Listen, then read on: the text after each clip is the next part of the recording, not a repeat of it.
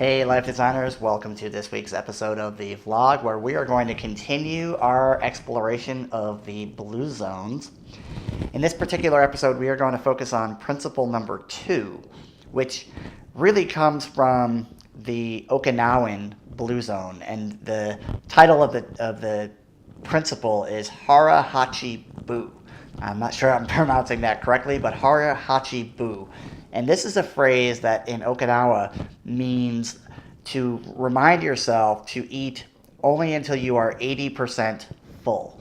And it's a mantra that the elders in Okinawa repeat before every meal. And it's just a reminder to be more mindful about the way they eat. And I think mindful eating is a really important aspect of our overall health and well-being, and that is going to be the topic of today's discussion. So if that sounds interesting to you, then stick with us because we are going to jump right in. Now, the entire concept here of Hara Hachi really comes down to intentionality, and it's intentionality on two fronts when it comes to eating.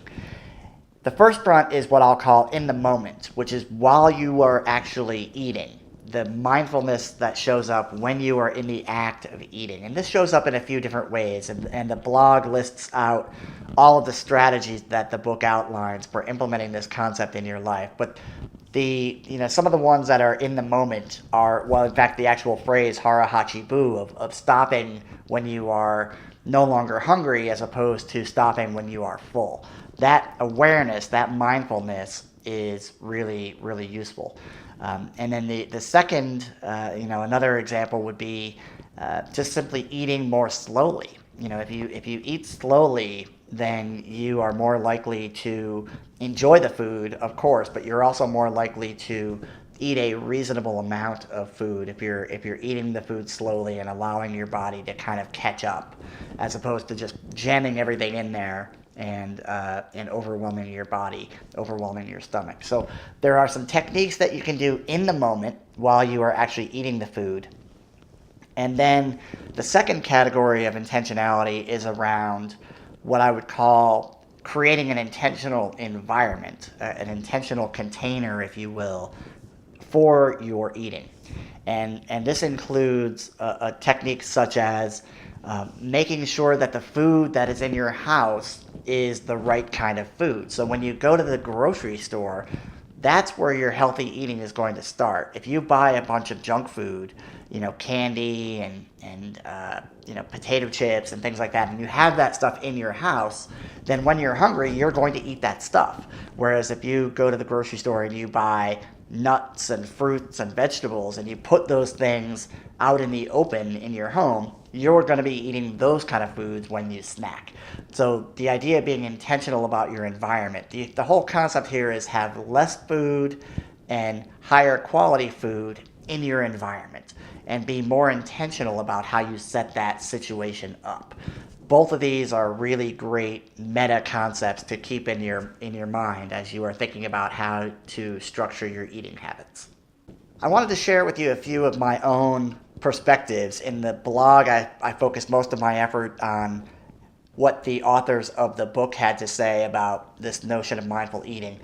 For me, I really love the mantra of Hara Hachi. I think it is so simple and so easy to implement in your life. I've really tried to adopt this practice in my own life. It's a little bit hard for me to remember before each meal, but I am trying to get better at it. Just repeating that phrase to myself, Hara Hachi, and reminding myself to eat only until I am no longer hungry, rather than eating until I'm full, rather than eating until my plate is cleared or all the food is gone. I've really found this to be an incredibly practical, useful practice. The second practice that I have adopted in my life and I highly recommend is calorie tracking. Now, I don't track calories every day of my life. What I do is I have an app that allows me to put the types of food in there, and then it tells me how many calories and how many of the macronutrients I'm getting. I do that about once every 4 to 6 months. I go through a 1 to 2 week stretch where I track my calories vigilantly for that period of time. And what that does is it gives me enough knowledge about the types of food that I'm eating and how many calories are in each food decision that I'm pretty well versed, and I don't have to track it all the time. And that's why I go back about every 4 to 6 months and do this again, because likely what has happened is I've probably changed my eating habits a bit, and going back and tracking the calories under my new habits makes a lot of sense. So what I find is that when I'm tracking my calories, I am way more intentional about the types of food decisions that I make. And from there, I can start to kind of build rules and patterns and useful behaviors. So, for example, when I'm tracking to a really aggressive calorie goal, what I have come to learn is that if I work out that day, I'm going to burn off some extra calories with that workout. I'm allowed to make one, maybe even two, what I would call bad decisions during the day and still hit my calorie target. If I don't work out, then I have to be even closer to clean eating throughout the day, or I might only be able to make one small bad eating decision. But I can't make two, because if I do, I'll be over my count.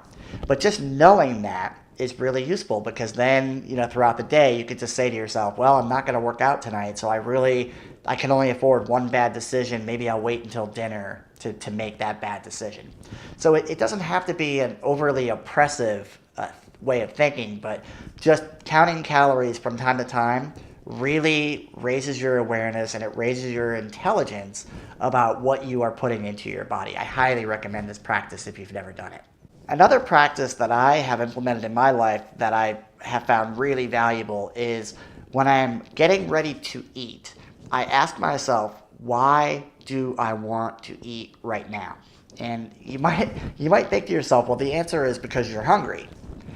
I thought that too until I started doing this practice. What I came to realize is that sometimes that's why I want to eat. Sometimes I really am hungry, but many times, especially if it's in between my normal meals, many times it's not because I'm hungry. I want to eat for other reasons besides hunger. For example, maybe I'm bored.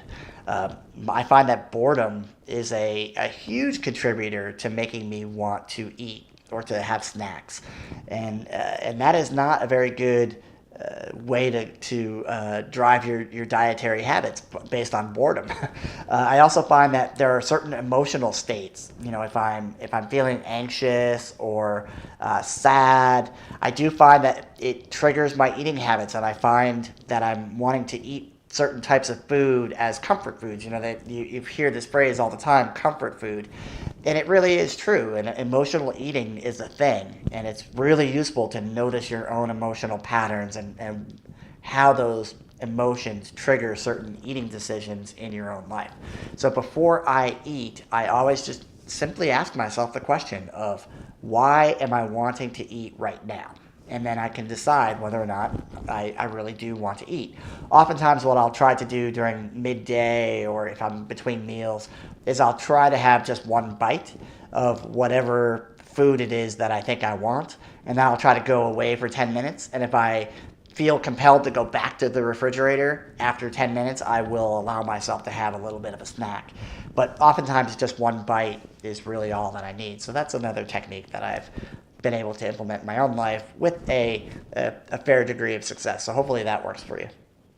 So hopefully you are enjoying this exploration of the blue zones, this topic of mindful eating and the types of foods that we're putting into our body is going to be something that we're going to be visiting over the next few weeks, actually, because the notion of diet is a pretty common aspect across all of the 5 blue zones. So there's going to be a few different angles that we're going to take on this topic of mindful eating and dietary recommendations. So if you're enjoying this, please subscribe to the newsletter. And if you are at all interested in learning how to just take a more mindful approach to your own life, I definitely recommend you check out the Life Design Jumpstart Kit. It's a free resource. You can start with a life design assessment, get a sense of how you're doing with regards to your overall life design, and it's a great way kind of become more intentional about how you structure your life. So if you haven't checked that out, I recommend that as well.